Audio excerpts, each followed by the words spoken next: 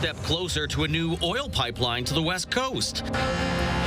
What's behind a huge jump in fatal collisions this month? And discussing water quality for cattle at Agribition.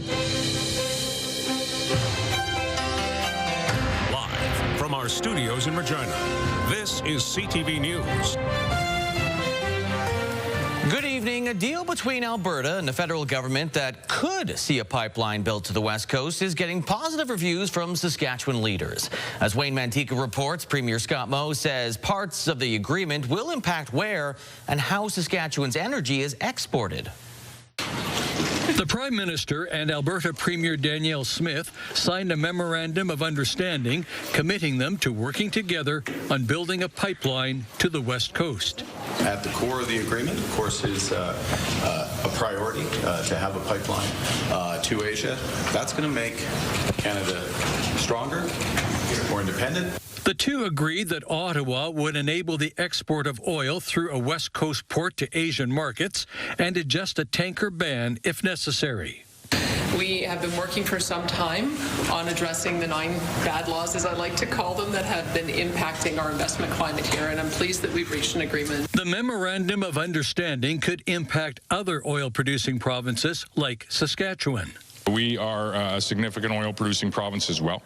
There's a number of pieces in this Memorandum of Understanding that are going to impact how and where our energy goes in Saskatchewan as well. Currently, there is no private sector proposal to build the pipeline, but the agreement could make it easier to attract the necessary investment. It does provide now the first step in an opportunity to build a significant piece of transmission infrastructure that would provide not only wealth for Canadians and Canadian families, but provide energy security for places like India and other Asian markets. Saskatchewan's NDP opposition calls the agreement good news and hopes that Saskatchewan will get something next. I want to see Saskatchewan on the list. I want to see announcements about infrastructure in this province. Saskatchewan is optimistic. The province says the tone of conversation and the collaboration with Ottawa is better than it has been in a decade.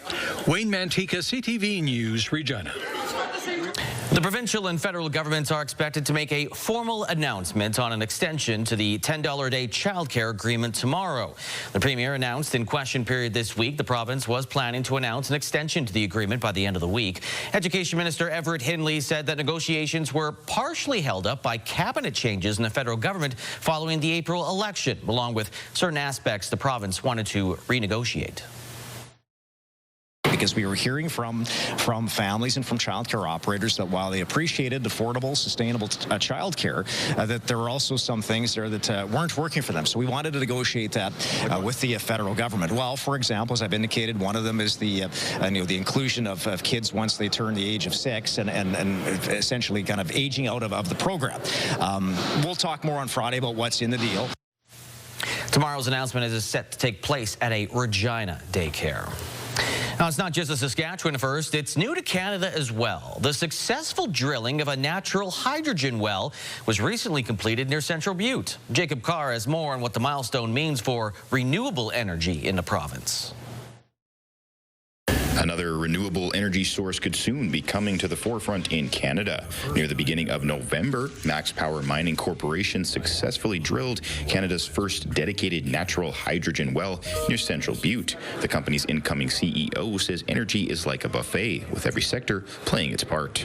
You need nuclear, you need coal, you need gas, you need hydro, you need wind. If you look at recently, the power consumption is getting higher and higher. It's not lower. By 2050, the world population is going to be 9 billion people. Steve Halliburton, the chief geoscientist with Max Power, has been an exploratory geologist for over 40 years. Part of what drew him to the company was a new resource to learn about. Part of it is the intellectual challenge. It's a bit like a chess game. Exploration is a process. The Earth does not give up its resources easily. Halliburton admits that there will be challenges as natural hydrogen is new territory for the Max Power team, but he is looking forward to that challenge. It's a way of giving back to the province. If I can play some role in developing a new resource industry, then man, I can't think of anything better to give back to the province. Narayanasamy says the use of natural hydrogen to supply data centers could save a large amount of energy and water. Imagine if we can able to find a natural hydrogen and we use the natural hydrogen for supplying to the data centers, which is empowered by artificial intelligence. It's going to be a big win for all of us. According to Alberta, the Max Power team has at least 6 concept sites to test for natural hydrogen in the near future. Jacob Carr, CTV News, Regina.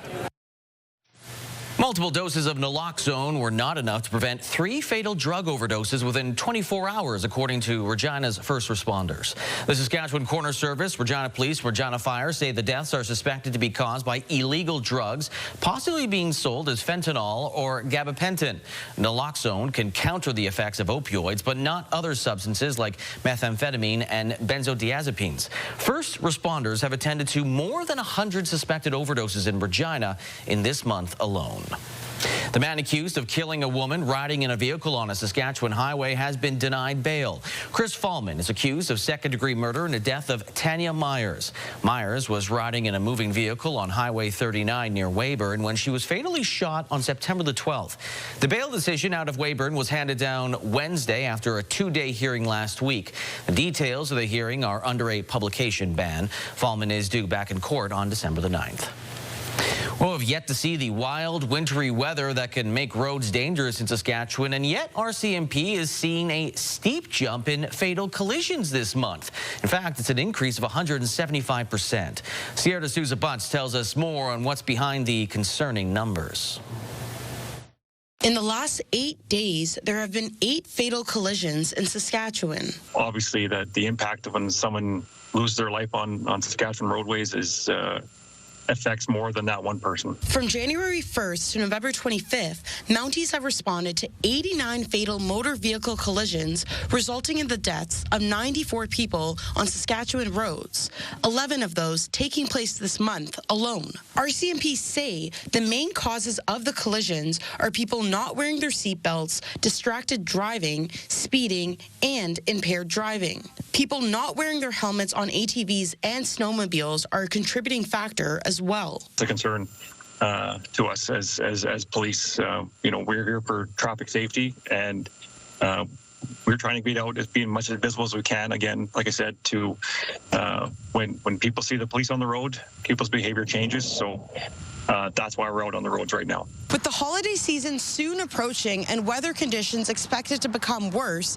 CAA reminds people how important road safety is. What we tell people to do is plan ahead. Make sure you check out the weather forecast, check out the highway hotline, make sure your vehicle isn't covered in snow, make sure you have a backup plan as far as roadside assistance, make sure you have that emergency kit. Make sure that you're prepared for any type of weather so you have that peace of mind. With majority of fatal motor vehicle collisions being preventative, the RCMP says it will continue to repeat its safety messages, asking the public to do the same. When you're on the road, be safe. There's other users of the road. Remember that as well. Wear your seatbelt. Don't drive under the influence. Don't speed. And don't drive while distracted. Sierra D'Souza Butts, CTV News, Regina.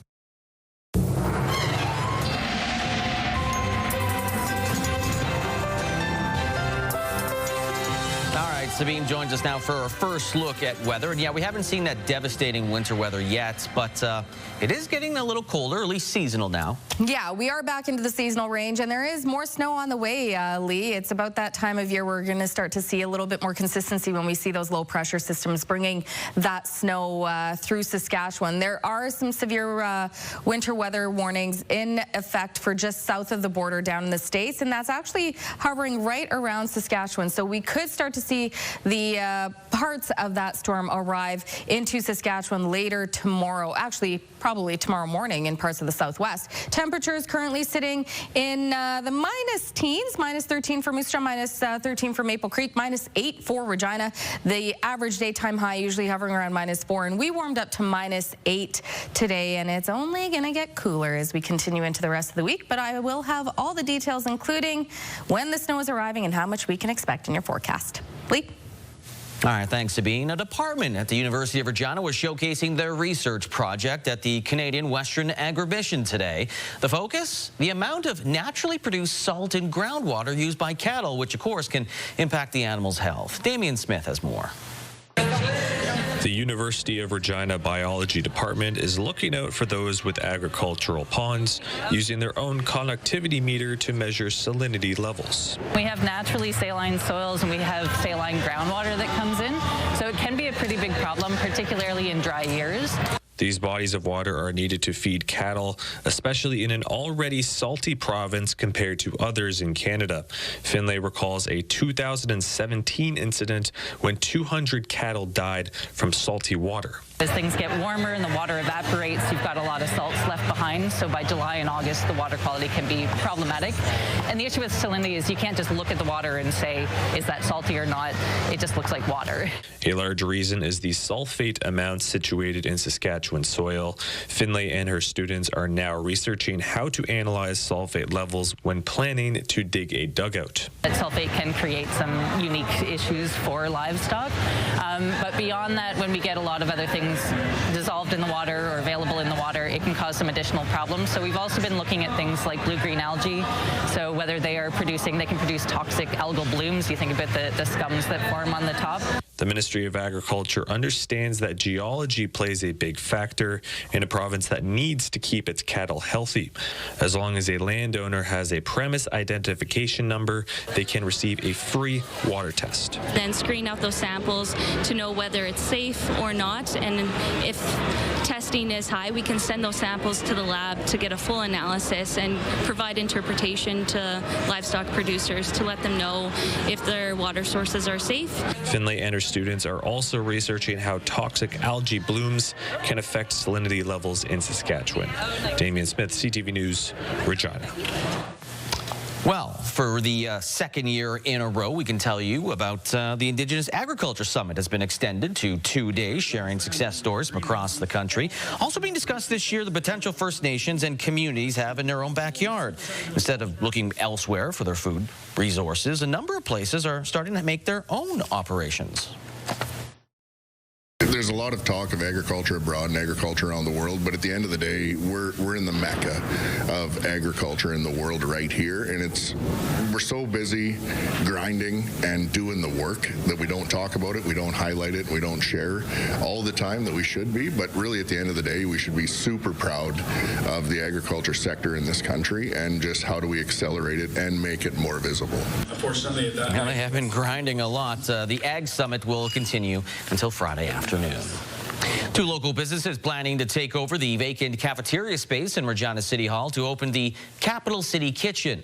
Regina's Dad's Diner and Hillside Smoke and Q out of Lumsden will run the cafeteria as a partnership. The City Hall cafeteria has undergone several iterations and it reopened in 2018 following renovations. It's been sitting vacant for the last few years, and according to the City of Regina, the new kitchen will open on January 5th, 2026 after a soft launch in December. Well, tonight is the night that we find out who's the big winner of the Hospitals of Regina Foundation Home Lottery. With more, we go to J.C. Gardner to show home up for grabs. That's right, Lee. We are here in the grand prize show home worth $1.7 million here in the Creeks.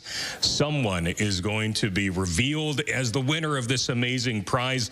We've got a lot of great reveals to make for you tonight. And with me is the president and CEO of the Hospitals of Regina Foundation, Dino Sophocleus. And Dino, thank you for joining us. We'll get to you in a second. And we also have Chris Cornelson with MNP. And Chris, thanks so much for joining us tonight.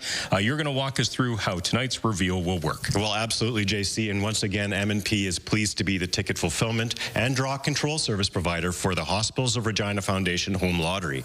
Now, as licensed by the SLGA, the draws for the prizes to be announced today were carried out earlier at the offices of MNP, witnessed by the foundation.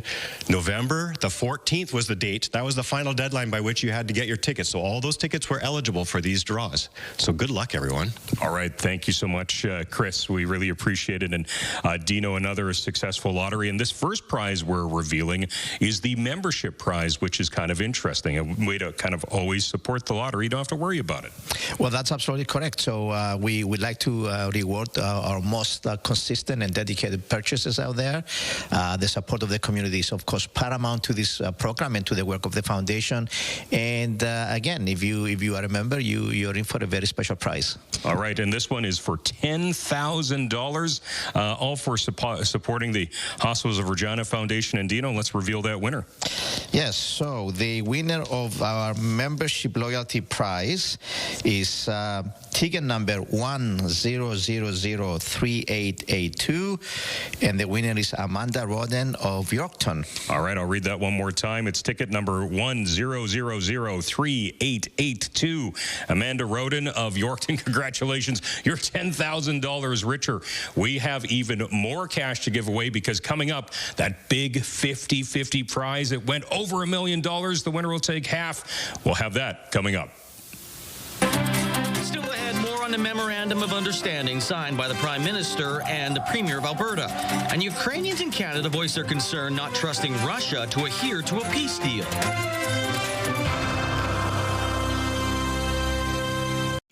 It made me a bit angry. Investors outgunned by people who may be using new techniques to manipulate the stock market. There's no question it's happening out there, and it's hurting the system. The challenge Canadian regulators face when trying to keep your money safe. W5 investigates tonight on CTV National News and ctvnews.ca. Back to our top story, a signing ceremony in Calgary between Ottawa and Alberta that paves the way for a pipeline to BC. It's a major energy deal that lays out the groundwork, but does leave a lot of unanswered questions, and not everyone's on board. CTV's Mike Locatour has more.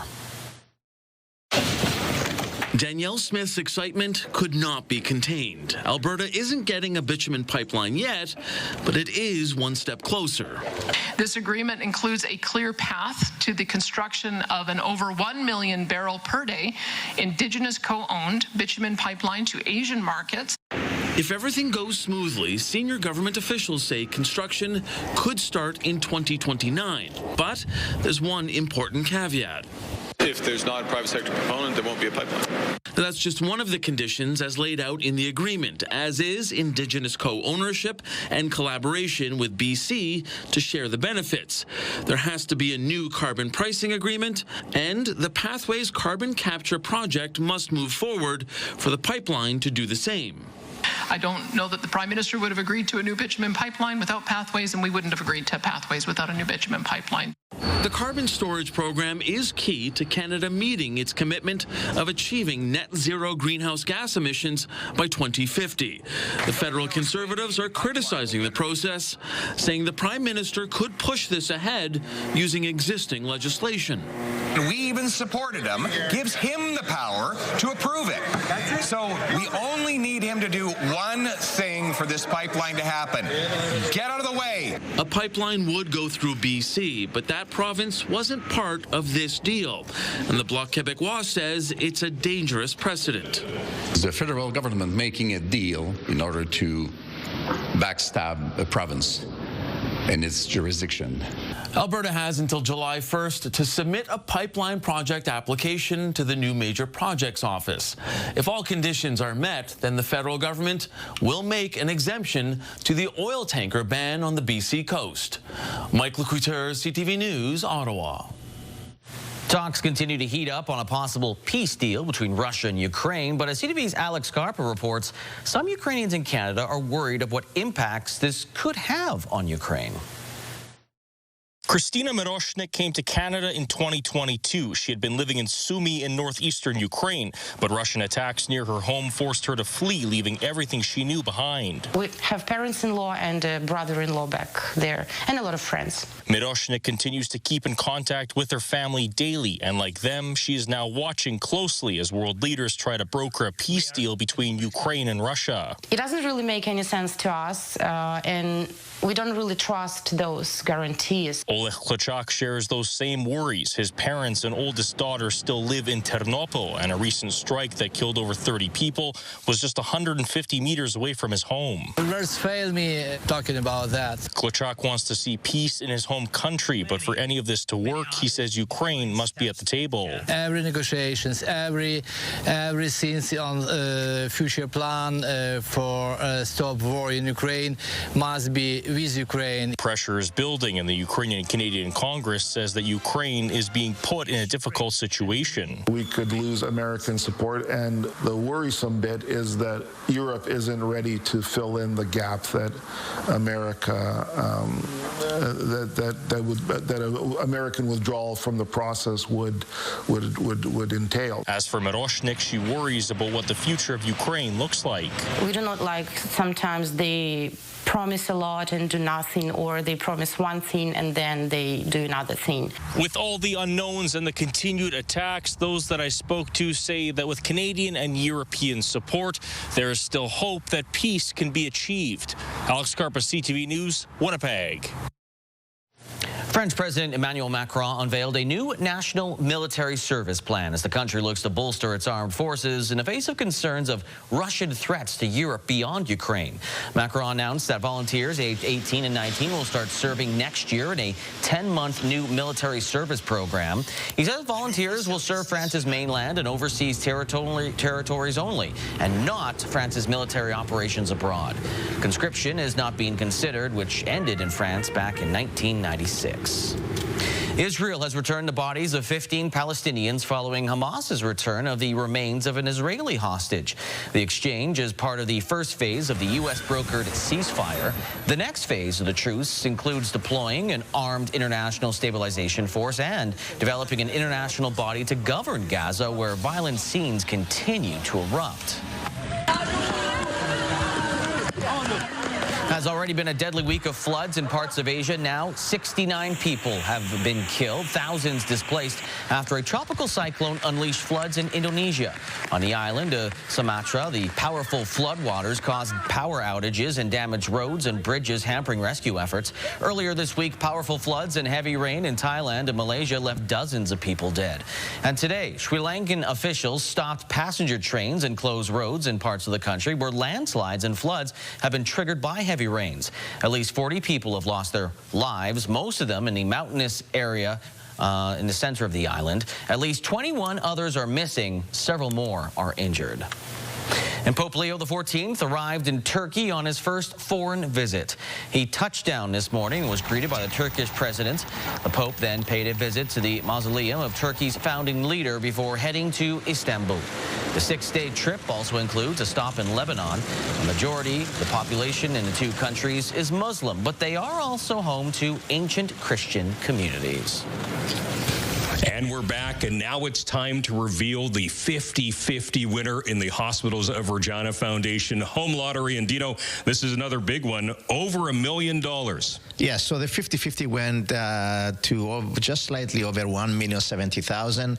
So we have a very big check for one of our friends out there. And let me also take the opportunity to thank everyone who purchased the lottery this fall. Nothing we do happens without the support of this community. We're very grateful for that. All right, thank you so much, Dino. And let's reveal that winner going to be getting more than $500,000. I think $535,000 and a bit of change. And a bit of change. So $535,375. The winning ticket is 50187681. Congratulations to Gerald Maidan of Regina. All right, I'll read that one more time. That's ticket number 50187681. Gerald Maidan of Regina. Congratulations, you've just won $535,000 and a little bit of change. That's a huge amount of cash, but we have the big grand prize reveal coming up right after the break. This $1.7 million show home plus $50,000 in cash. We'll be right back with that. Still ahead, a Saskatchewan distillery receives international praise for their whiskey.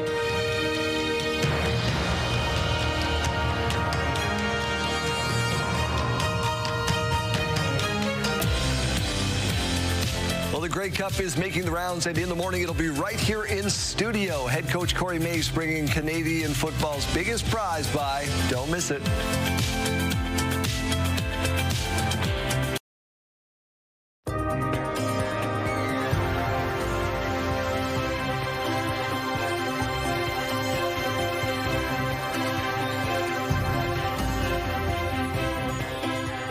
We're back, and the time has arrived to reveal the winner of this grand prize show home. And Dino, this lottery is just so important to local health care here in southern Saskatchewan.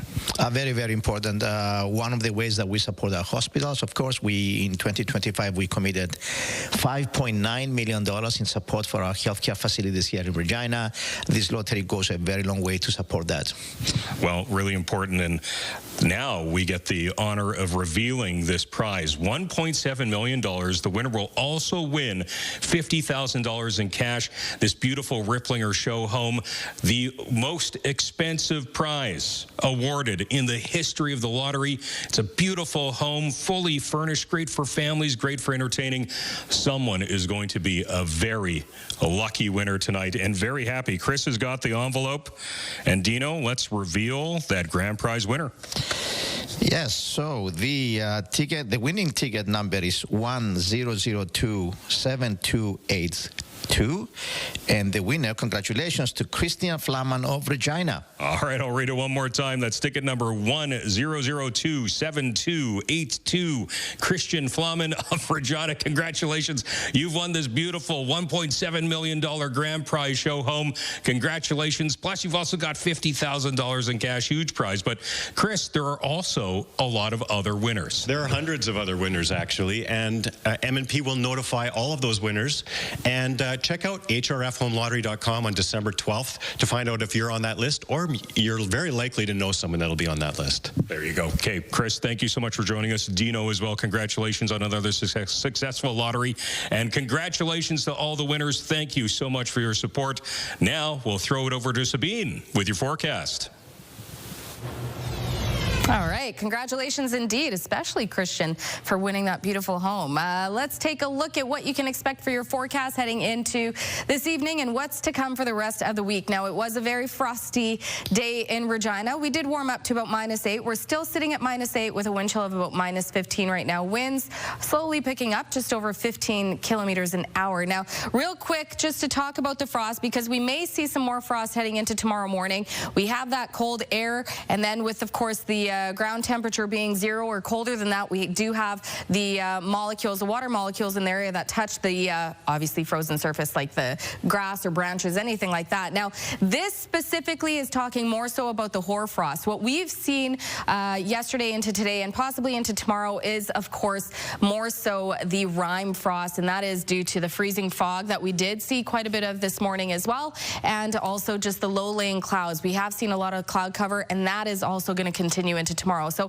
you can see on the radar satellite. Also just want to point out that orange, that is the winter storm warning that's issued just south of the border. We will start to see that snow arrive in the southwest tomorrow, and I'll show you that actually just now. So this is the system that we're going to be seeing, kind of hovering from Alberta down into the southern states there as well, or sorry, the states just to the south of Alberta. And then as we head into tomorrow, that's where we start to see that snow arrive. So snow expected in the Prince Albert, Saskatoon area, Maple Creek, Swift Current. That is also where it looks like we'll see the bulk of that snowfall. Again, similar to that other system, missing Moose Jaw, Regina, could see some of that snow in trace amounts first thing into Saturday morning, but we're not expecting to see a large snowfall total. We'll see it clear into Saturday, then we'll see a little bit more of that cloud cover throughout the weekend. So just snow expected by Friday, and this is a look from the Environment and Climate Change Canada models of what we can expect for snowfall totals. Again, mostly starting Friday late morning, continuing into Saturday morning. So up to 7 centimeters in and around the Maple Creek area, 4 for Swift Current, and then 1 centimeter for Estevan, Weyburn, Assiniboia. Even Moose Jaw, Regina could could see trace amounts. And then, of course, up in the north, Prince Albert could see up to 3, 4 for Lloydminster. Again, these are models that we could see a little difference with the way the system comes through the area as well. Temperatures, though, continuing to stay in the seasonal range. -12 for La Loche tomorrow, -10 for Lloydminster, -9 for Prince Albert, and some snow tomorrow, -11, mostly cloudy for La Ronge. And then snow continuing for the Saskatoon area tomorrow, -10. Fog expected for North Battleford tomorrow, -9, -8 and cloudy for Yorkton in the southwest. There we'll continue to see that snow. In the Maple Creek area, -9, -8 for Swift Current. Moose Jaw seeing some slight flurries tomorrow, and -6. And then in the southeast again, Assiniboia could see, like we saw on that map there, up to about 1 centimeter of snow, -8 and cloudy for Estevan, -7 and cloudy for Weyburn. For Regina, -12 tonight and -7 and cloudy tomorrow. Wind not too bad actually, up to about 10 kilometers tonight and up to about 15 tomorrow. And here's a look at your next 7 days. It's going to be a cooler weekend, cooler than seasonal. And again, tomorrow cloudy, -7, -13 with a mix of sun and cloud Saturday. The low on Saturday, -20. So we're starting to feel the real winter-like effects heading into the weekend. -12 on Sunday and sunny, -10 mainly sunny Monday, and then we'll see more cloud cover rolling in. Also expecting to see some high wind gusts on Tuesday up to 50 there. -9 is the expected daytime high. Tuesday, we could see some flurries as well, about a centimeter or so, but again, between now and then, that could change. By Wednesday, mix of sun and cloud, -13, and then we are expecting to see the snow return by Thursday, but a warmer than seasonal day as of right now by next Thursday, -3 and some flurries in the forecast there. So the snow is on the way, but just not as much as we normally would be seeing this time of year, Lee. Right. Yeah, don't forget, December's next week, right? So that's right. That's all I got. Same. All right. Bye.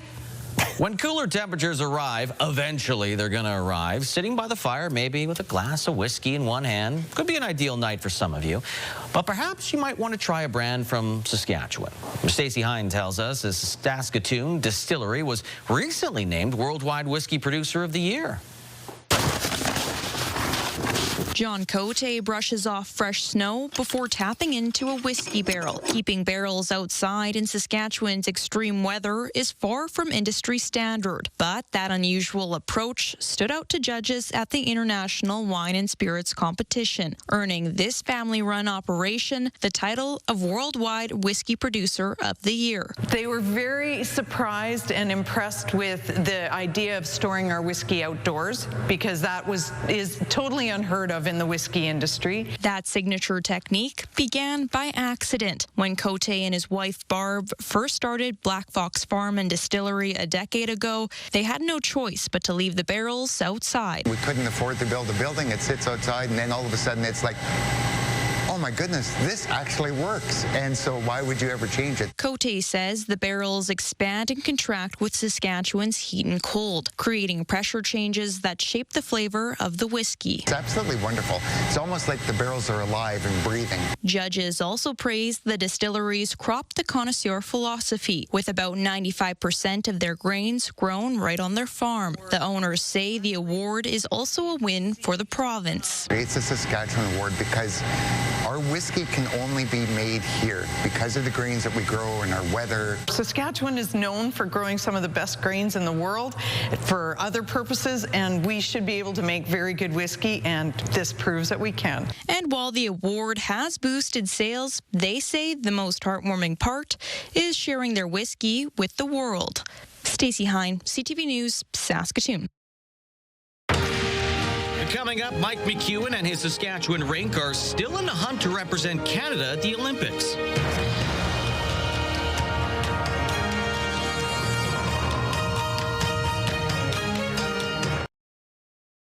Wardrobe consideration in part by Colin O'Brien Men's Shop. Saskatchewan Roughriders have added another U of S Husky to their roster, signing national receiver Daniel Wiebe. He was taken by the Riders in round 8 of the CFL draft this year, and a 22-year-old coming off his 5th and most productive season with the Huskies. He was named Canada West Football Player of the Year. He did suit up for some preseason action with the Riders prior to returning to the U of S. At the Canadian Curling Olympic Trials in Halifax, Mike McEwen and his Saskatchewan team are on the ice right now, facing Matt Dunstone's rink in the semifinal.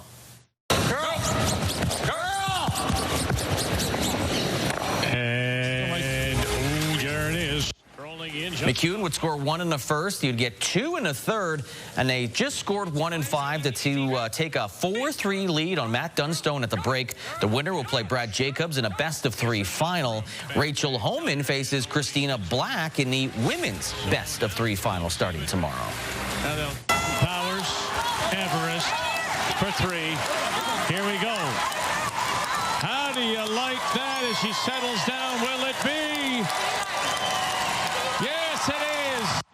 That's how Black did it. Took advantage of a mistake to score 3 in the 9th and take a 6-3 lead, and eventually run the opponent out of rocks. So she does advance to face Homan. And a reminder that, yes, it's a best-of-3. It's not a one-game take-all final. So the finals are slated for Friday, Saturday, and Sunday. Starts tomorrow afternoon with the ladies. The best rodeo talent from across Western and Central Canada are in Regina, the Maple Leaf Circuit Finals.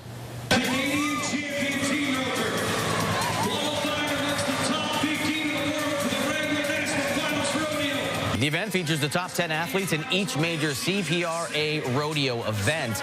Riders earn their spots throughout the season by collecting points at Maple Leaf Circuit rodeos across Western and Central Canada. This year's prize payout, nearly $220,000. That makes it one of the largest in Canada. Winners also earn a chance to compete at the NFR Open. The event also sees the crowning of the new Miss Rodeo Agribition for 2026. Shyler Sitter took over from Abby Hartley, or Hardy. The rodeo continues tonight and will run throughout Saturday. By the way, WHL was not a good night for Saskatchewan teams in the United States. On towards the back end, Smith. Softly for Vaughn. Stepping in, a shot, he scores! Pats allowed 3 goals in the first, 4 more in the second, en route to an 8-3 loss to the Everett Silvertips last night. Silvertips with the most points in the WHL, 19 wins in 24 games. They are one of the powerhouses. Pats have lost all 4 on their U.S. swing. They'll play Portland on Friday. Zone, trying to get it back to the front of the net. Trying to tap it to Martirana. It comes back to the blue and Nicumbi. Shoot it to the net. And he will score! As for the Swift Current Broncos, they started off their American tour with an 8-5 loss in Seattle. Jackson Koshier had a pair of goals in the loss. Broncos have lost 8 of their last 10. They're 4 points out of a playoff spot.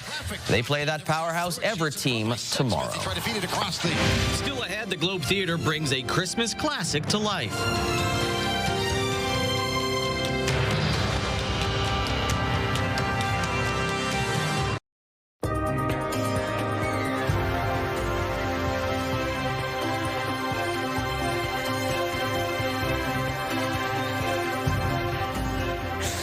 Let's take a look at what things are looking like as we head into tomorrow for the rural forecast. Expecting cloud cover, expecting snow, and temperatures around average, if not a little cooler, especially for areas like Meadow Lake, Spiritwood, Watrous, -10. Seeing cloud cover. And then, of course, snow expected for Hudson Bay, Wynyard, -8, -9 for Melfort, -10 for Watrous, -7 for Outlook, and -8 for Kindersley. And Lloydminster, mix of sun and cloud, -10. Now, the closer we get to the southern border, we're going to continue to see more snow, especially in that southwest, with that system coming from Alberta and actually down across the border there as well. So -7 and snow for Leader and Assiniboia, -7 and cloudy for Pilot Butte, and for Broadview and Carlisle, -8 cloudy for Kenora, and -8 with snow for East End Cypress, -9, and snow for Maple Creek. If we take a closer look at Blaine Lake, where internet speeds up to 1 gig available through SaskTel, cloudy conditions tomorrow, -8, with a wind chill of about -13. A cloudy day, and then could expect to see some light snowfall into the evening, but roughly just under a centimeter of snow. So trace amounts of snow expected into the evening.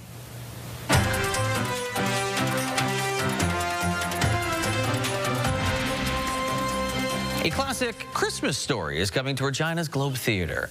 Charles Dickens' A Christmas Carol is on at the Globe Theatre until the end of December. This production will bring a new look to the classic tale of Ebenezer Scrooge, thanks in part to the theatre's recent renovations. Oh, but I don't mind you. There's new infrastructure in the theater, in the new renovated space that allows things to happen from above that once upon a time couldn't. So in terms of the scenography, the design, we're really trying to create an immersive space, and certainly the new technology allows for that. Performances of A Christmas Carol extend through the holidays all the way to December the 28th. A shipment of 15,000 teddy bears arrived in Regina today for a local charity. Teddy Bears Anonymous provides the stuffed animals to children in hospitals across the province. The funds for the toys are raised through donations and partnerships, with each bear costing about $5. They're SHA approved and factory cello sealed, so they can take them into surgery if they want to, and it just helps, alleviate that stress from, the kid being in hospital. Teddy Bears Anonymous was founded in 2008, and since then, 220,000 bears have been handed out. And Saskatchewan Polytechnic got a big boost to advance the province's energy sector and the workforce that powers it. Strathcona Resources investing $1 million in Sask Polytech's Time to Rise campaign in support of the new Joseph A. Remy campus. The donation will help create modern learning environments and access to technologies that prepare grads for careers in the sector. In honor of the gift, Sask Polytech says 2 power engineering technology classrooms will be named the Strathcona Resource Powering Engineering Technology Classrooms. That's a long title. Stocks. TSX is up 16 points, while the Dow Jones is up 314 points. As for the Canadian dollar, it went down slightly, 0.04 cents to 71.27 cents U.S. Commodities, gold up down $6.08. West Texas Intermediate crude up 45 cents. Western Canadian Select crude up 62 cents. And gas in Regina staying the same right now at $1.29.9 cents per liter.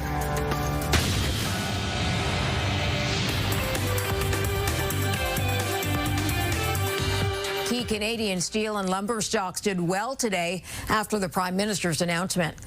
Shares of steelmaker Algoma got a 4% bump. The boost comes a day after the Prime Minister announced added assistance for the steel industry. It's been dragged down by American duties. Ottawa will now tariff steel derivative products coming into the country and limit imports of steel. Interfor shares gained over 3%. It's a lumber products company. Ottawa has added more financial help for that sector as well. Puma shares on the rise today after a report China's Anta Sports may be looking to buy the brand. Puma has been struggling post-COVID, its stock recently dropping to its lowest point in 10 years. Puma hasn't responded to the report. Nova Scotia says it will sell off all remaining inventory of American alcohol. It pulled U.S. products off the shelves in March in response to American tariffs. The province says it wants to get rid of the $14 million of product it still has, and it won't buy anymore.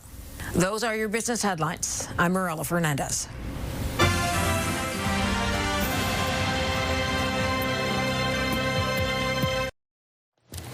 We have programming after us. Don't worry about it. We're just not going to show you. It's Thanksgiving in the United States today, which means football and the 99th edition of the Macy's Thanksgiving Day Parade.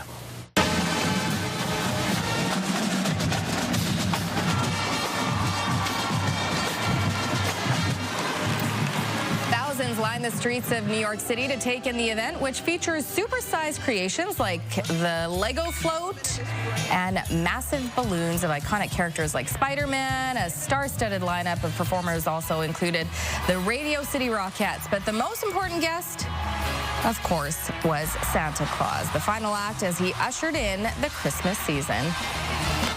There you go. They even had a Stranger Things float for you, Sabine.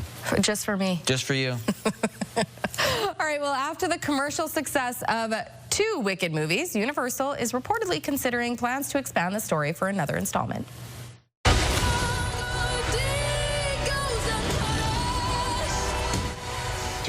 Wicked for Good brought in nearly $150 million U.S. across North America in its opening weekend. It's pretty impressive. That marked the biggest weekend ever for a Broadway adaptation. Universal Pictures says, quote, things are underway to tell a new story set in the same version of the Land of Oz, but there's still details they got to figure out. So there's 4 books, you said? There's 4 books in this series, but Gregory Maguire, who wrote Wicked, apparently said in an interview that he's considering writing like a prequel to Wicked, the story of Glinda. Okay, and that's so what is it? Wicked, Wicked for Good? No, it's Wicked Awesome. You know what? Wicked, Wicked, Wicked, Wicked.